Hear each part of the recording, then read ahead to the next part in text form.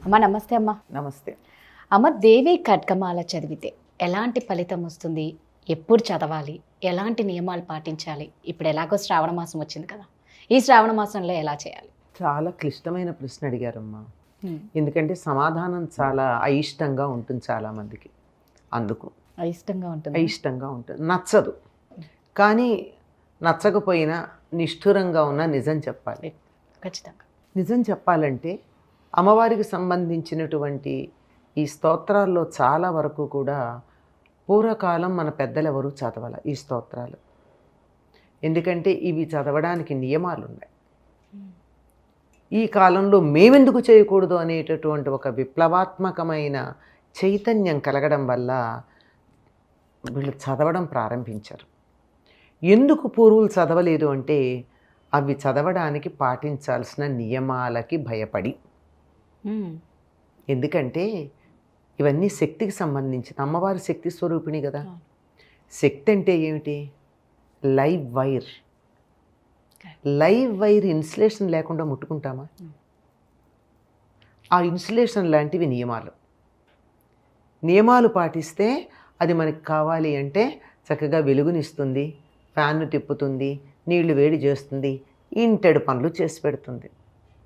Insulation లేకుండా వెళ్ళి ఇది నాకు అన్ని పనులు చేస్తోంది కదా అని దాన్ని ముద్దు పెట్టుకున్నాం అనుకోండి, అంతే కదా. అంతే. ఈ శక్తులన్నీ కూడా అలాగే ఉంటాయి. అందులోనూ ఖడ్గమాల పూర్తిగా అమ్మవారి యొక్క శ్రీచక్రం యొక్క వర్ణన. పూర్తిగా శ్రీచక్రంలో ఏ ఆవరణలో ఏ ఏ దేవతలు ఉంటారో ఆ దేవతలందరినీ సంబోధిస్తూ చెప్పేది. పైగా సంబోధనే ఉంటుంది అందులో. ఉరికే కీర్తన కాకుండా సంబోధన. ఆ అనంగ కుసుమే అనంగమాలిని అనంగాంకుశే. అనంగాంకుశే అన్నది పేరు కాదు కదా. అనంగాంకుశే అంటే అనంగాంకుశ అని సంబోధన చేయడం అనమాట. ఇట్లా మొత్తం అంతా సంబోధనలతో శ్రీచక్రంలో ఉన్నటువంటి అన్ని శక్తులని మేల్కొల్పి సంబోధిస్తూ పిలిచేటటువంటిది.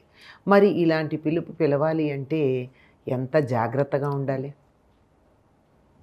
అందుకని ఉపదేశం లేనటువంటి వారు ఖడ్గమాల చదవకూడదు అని చెప్తారు. ఉపదేశం ఉండాలి.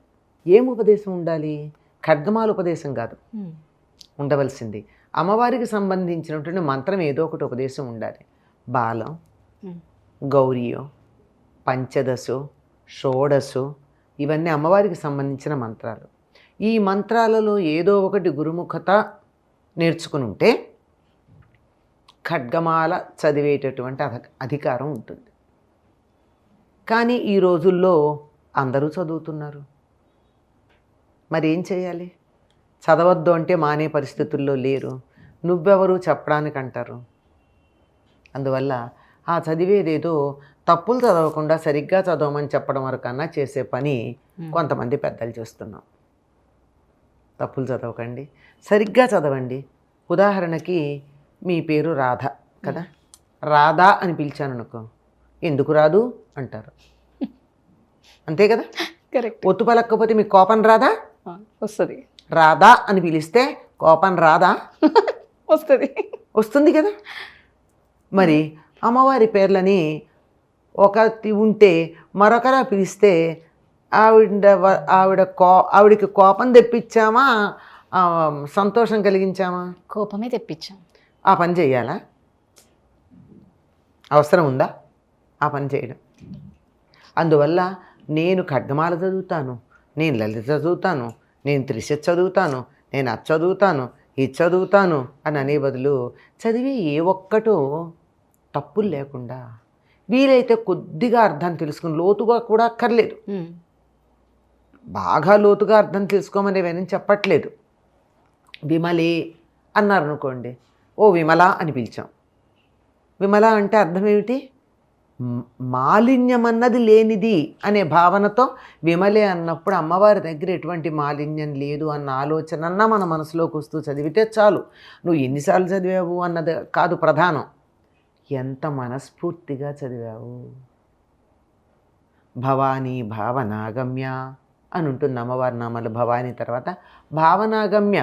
భావన ఎక్కడుంటే అక్కడ ఎడుతుంది ఆవిడ.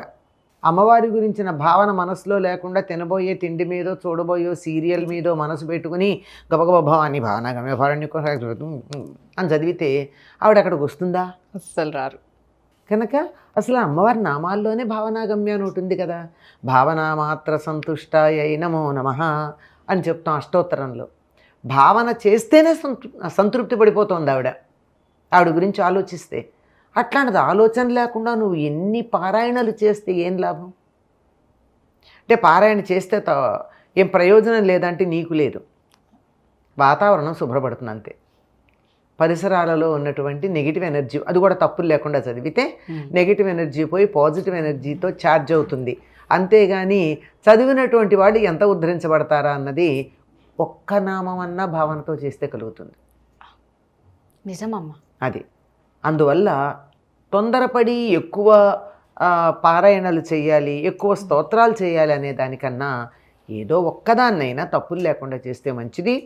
ఈ ఖడ్గమాల మాత్రం తప్పనిసరిగా ఎటువంటి దోషం లేకుండా అన్నీ సంబోధనలే. తప్పు సంబోధిస్తే కోపం వస్తుందని చెప్పా కదా. ఇప్పుడు మనం ఈమెయిల్ ఐడిలో ఒక కామానో, ఒక అండర్ స్కోరో, ఒక హైఫనో, ఒక చుక్కో తప్పు పెడితే వెళ్ళాల్సిన చోటుకి పెడుతుందా? మరి అట్లాంటప్పుడు మనం ఇంత చదివితే, తప్పులు చదివితే పెడుతుందా? కనుక స్పష్టంగా చదవడాన్ని నేర్చుకోండి. ఎక్కడ నేర్చుకుంటారు అంటే పుస్తకాలు చదివి కాదు. ఎవరైనా ఉపాసన చేసిన వాళ్ళు, మీకు మంత్రం లేదు, అలా మంత్రం ఉండి దాన్ని ఉపాసన చేసిన వాళ్ళు ఎవరైనా ఉండి ఆ మంత్రోపాసకులు ఎవరైనా చదువుతుంటే వాళ్ళ దగ్గరికి వెళ్ళి వాళ్ళ చేత చెప్పించుకుని చదివితే కొంతన్నా ప్రయోజనం. అంతేగాని పుస్తకాలు చూసి చదివేస్తే ఎట్లా ఉంటుంది అంటే, ఒంట్లో బాగుండకపోతే గూగుల్ సెర్చ్ చేసి మందులు వేసుకుంటున్నారు ఈ మధ్య మనుషులు. అట్లా ఉంటుంది. ఏదో బై ఫ్లూక్ ఒకటి ఉపయోగపడితే పడుండొచ్చు, తలనొప్పికి సారడని వేసుకో, లేకపోతే కాల్పాలు వేసుకో అన్నది. కానీ అన్నింటికి పెద్ద పెద్ద వాటికి కుదరదు కదా. కనుక దాన్ని చూసుకుని ఇదేదో అనుకుంటే కుదరదు. గూగుల్ తల్లి మంచిదే అనుకో, కొన్ని విషయాలు బాగానే చెప్తుంది, కొన్ని విషయాలు బాగానే చెప్తుంది, కొన్ని విషయాలు బాగానే చెప్తుంది. కరెక్ట్. కానీ పూర్తిగా ఆ తల్లి మీద ఆధారపడే కన్నా ఆ రంగంలో నిష్ణాతులైనటువంటి వాళ్ళ దగ్గరికి వెళ్ళాలి.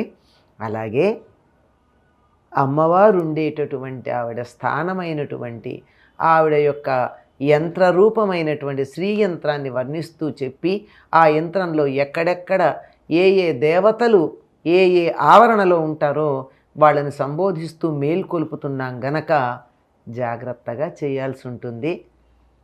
ఎవరన్నా నొచ్చుకున్నా లేదమ్మా పర్వాలేదు, నొచ్చుకోండి, ఏం పర్వాలే. పెద్ద పెద్ద నొప్పుల నుంచి మీకు రక్షణ కలుగుతుంది ఈ మాటలు విన్నట్లయితే.